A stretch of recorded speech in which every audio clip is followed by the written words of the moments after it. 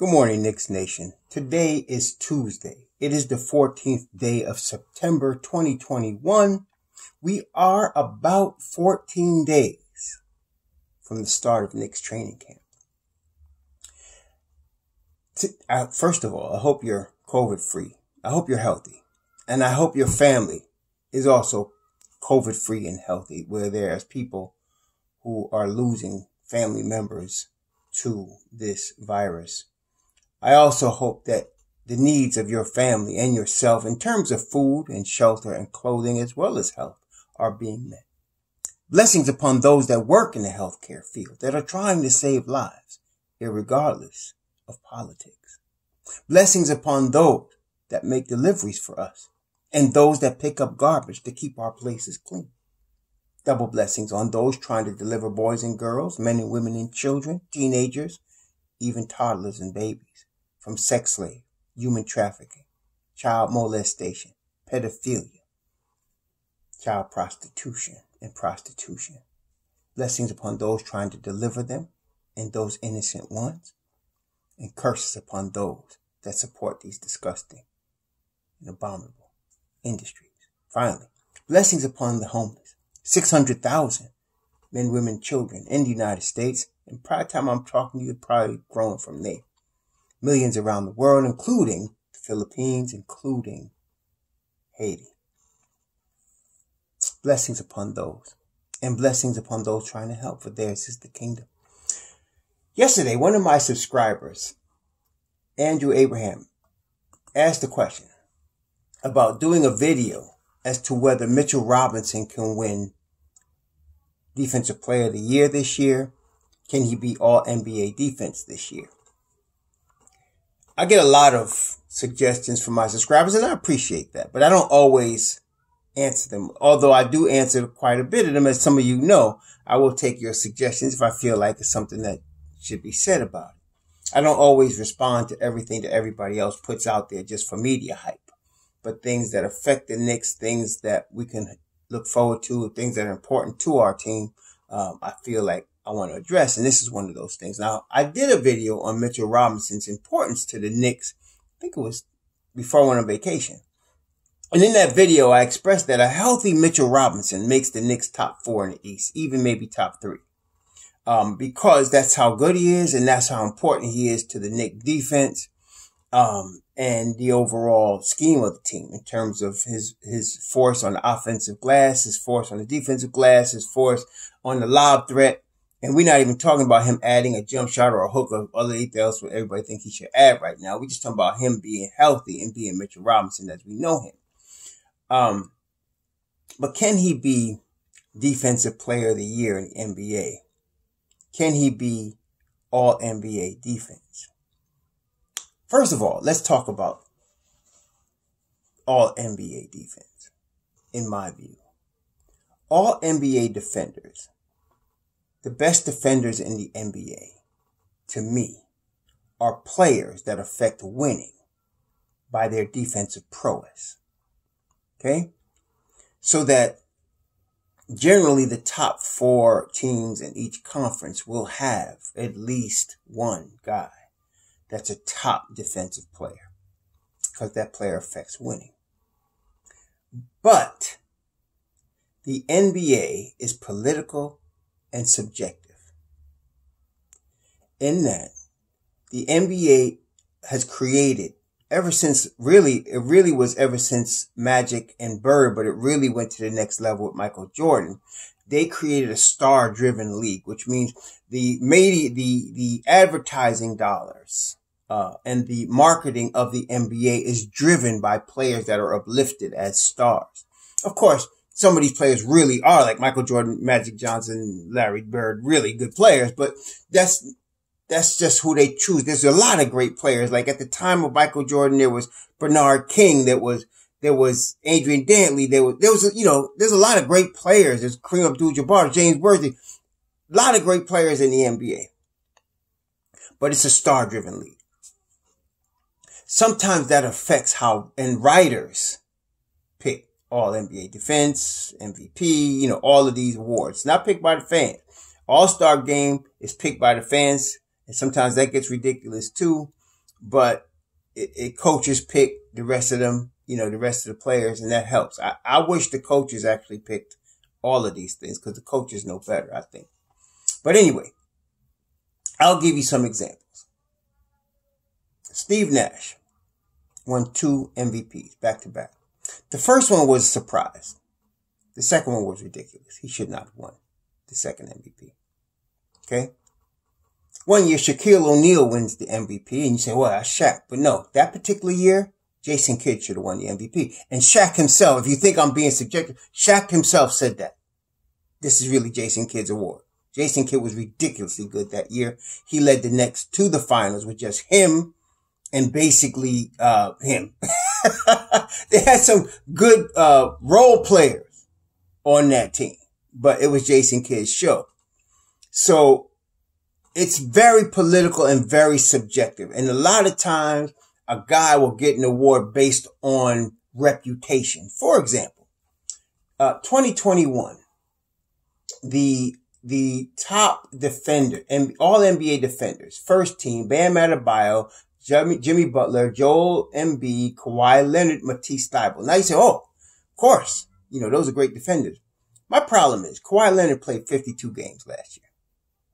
It was more than just, management of time management, whatever you want to call it. I'm not saying Kawhi Leonard's not a great defender. He is. But 52 games, I would think there are other players that could have gotten that spot. Okay? That kind of thing. So it's his reputation, well deserved, but that's what got him on the first team All NBA last year. Draymond Green.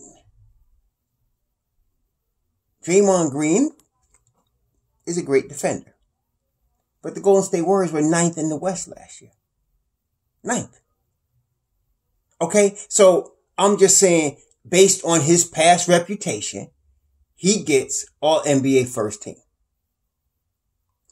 And so you combine that with we who in Knicks Nation understand the national media hate for the Knicks. Okay? The national media hate for the Knicks.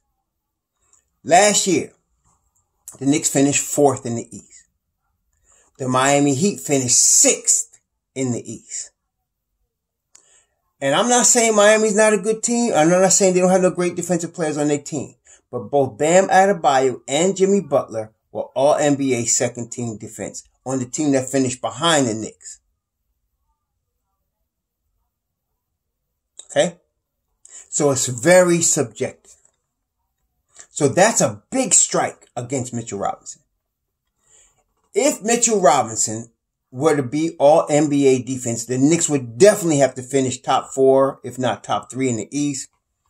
And they would definitely have to get out the first round. They probably have to get out of the second round. But I think these awards are decided before that. But they have to have that type of season because the league can't always ignore that. So, for example, Rudy Gobert was deservedly the defensive player of the year last year. Well, because what? His Utah Jazz finished first in the West. Not only that, he averaged like 15 points a game, close to 10 boards a game, 2 plus 2.6 blocks a game. That's defensive. I mean, come on. So, and plus his defense, right? So deservedly, he was defensive player of the year. He was first team All NBA defense. That's what you need. That's the kind of thing that will help Mitchell Robinson become All NBA defense or defensive player of the year. But you need that type of production. So last year you had the Jazz at 52-20. And of course, like I said, you had, and Donovan Mitchell was hurt part of last year, recall. And so you had to have a defensive stalwart like Rudy Gobert there. Mitchell Robinson needs to play first at least 72 games. I'm not saying he needs to average double figures in points, but he needs to be there in rebounds. He needs to be over 2.5 blocks a game. And he's capable of that. No question. Like I said, if he's healthy, I don't care what his stats are. If he's healthy and he plays 30 minutes a game for the Knicks, for 72 games, the Knicks are going to be top 4 in the East. But in terms of being defensive player of the year, and all NBA defense, like I said, is very subjective. Now, last year, the Philadelphia 76ers had Joel Embiid and Matisse Thybulle and Ben Simmons. Ben Simmons on the first team, Joel Embiid and Matisse Thybulle on the second team. Well deserved. Well deserved. Not only that, Philly, if I'm not mistaken, let me check here. Philly was first in the East last year. So that's what I'm saying. You have to affect winning. Okay, you have to affect winning. You have to be on a team that's winning and your defensive prowess is helping them win games. Now, in that regard, Nerlens Noel got robbed last year. He should have been on the NBA all-defensive team, 1 or 2. He should at least second. Okay, because here we are, fourth in the East. Mitchell Robinson was hurt half the year, and Nerlens Noel played outstanding defense last year. I mean, say what you want. He can't catch the ball, whatever. He doesn't have much of an offensive game. He's really skinny, but he played outstanding defense last year. Okay? Without him winning that fourth in the East last year. That's period. Okay? So, yeah. So he got robbed. But see, then again, it's very subjective. So, I think there's a stronger possibility that Mitchell Robinson can be all NBA defense than he would be defensive player of the year. Defensive player of the year, I could tell you right now, you're looking at a player from the Bucks, the Sixers, the Heat. Okay, especially if they finish in the top 5 or 6. Here, you had 2 players on the Miami Heat on all defense, and they finished 6th in the East because of reputation. I mean, their defensive team, that's by reputation. But now we got Tom Thibodeau, who has a reputation for defense. This is his second year. So he might get all NBA defense. If he plays the 72 games, if we are top 4 in the East, then I would pencil Mitchell Robinson in one of the 2 all NBA defensive teams. But defensive player of the year, like I said, that's going to come from the 76ers, the Bucks, the Heat. And then you got the Western Conference. Of course, you still got Rudy Gobert over there. Kawhi Leonard. It's going to come from, you got LeBron, you got AD. And then of course, Draymond Green, who shouldn't have been on either of the all NBA teams this year. His team finished 9th. Okay. So I'm not saying Mitchell Robinson doesn't have the talent to do this. I really believe, obviously, he does. But it's very subjective. It's extremely subjective. So it's highly unlikely, unless the Knicks make the finals. And even then, like I said, they make these decisions before the playoffs. So what would happen, this is how weird it is. What would happen? If, let's just say for the sake of argument, the Knicks made the Eastern Conference Finals, not even the NBA Finals. Let's say they make Eastern Conference Finals. Okay? Next year, Mitchell Robinson would be a candidate for Defensive Player of the Year because of what would happen this year, based on his reputation. See, that's what I'm talking about. So that's how it works. So this year, it's a very slim chance, no matter how good he plays, that Mitchell Robinson is Defensive Player of the Year. I mean, he has to be 15 points a game, double-figure rebounds, 2 or 3 blocks a game. He has to be those Rudy Gobert numbers. He has to play 72 games. I don't think all that's going to happen simply because the Knicks have 4 scorers on their team right now. We talked about this yesterday. They got 4 scorers in the starting 5.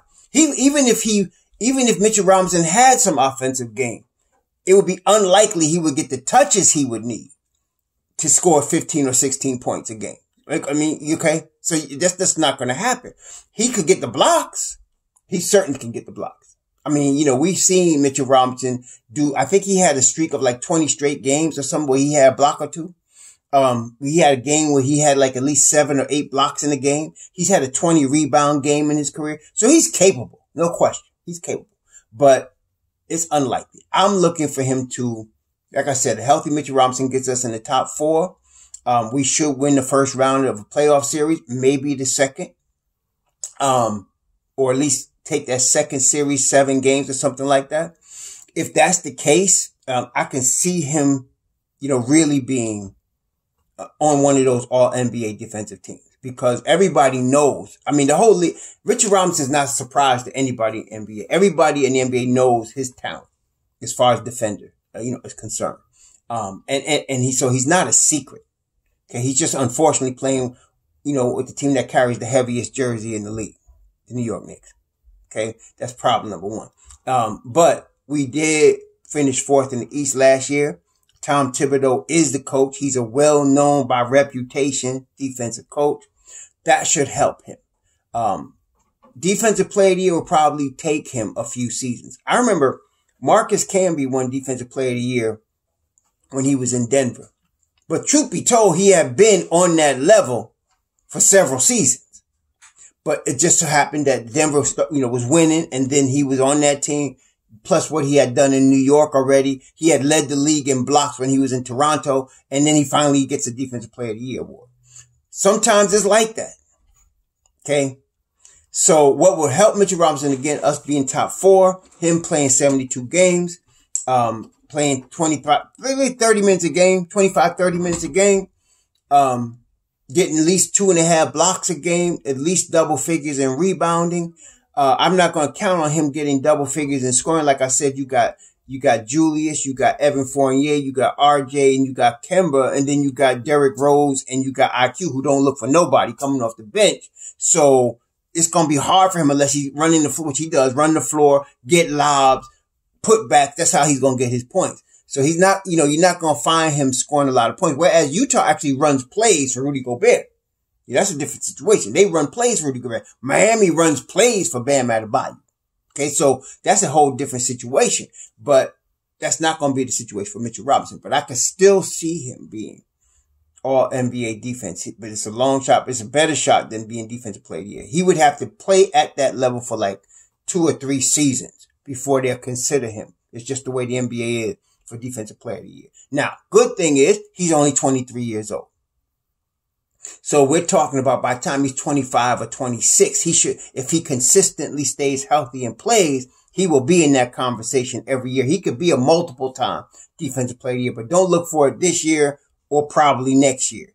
But he should take the first step. First step is being on an all NBA defensive team. And I think he should be able to do that. But again, it's very subjective. Y'all know it, the Knick hate in the media is real. So it is what it is. And it's these knuckleheads like Max Kellerman and them that make these, that get these votes, man, And so that's, they get the votes to see who plays on these teams. And so, like I said, I'd rather have the coaches do it. They make more sense. They at least know the game, they're in it, than these people that are basically fans with microphones, right? So anyway, that's my take, as far as Mitchell Robinson having the possibility of being all NBA defense and defensive player of the year. All the NBA defense, there's a strong possibility depending on the success of the Knicks and his own ability to stay healthy, which is tied to the success of the Knicks. But defensive player of the year, there's probably less than a 1% chance he gets that, just because of the subjection of the league, unless the Knicks, even if they won the championship, like I said, they base it, if the Knicks were 1 in the East, if they were like top 3, 1, 2, 3 in the East battling for that top spot, which, I'm not going to say they're going to do that, but if they did, then you'd have to consider him. But if they're 4th or 3rd, probably not. Probably he's not getting it, because like I said, there's too many other players with reputations that would probably, get it above him. That's just how it is, man. So, yeah. Tell me what you think. I'm sure I'm going to hear from y'all, and I'm glad to hear from y'all, but it is what it is. Okay. So, like I said, man, here on the 14th of September, Tuesday, we got 14 days, 2 weeks to the start of training camp. Let's go Knicks. Have a good Tuesday. Be safe out there. Shalom.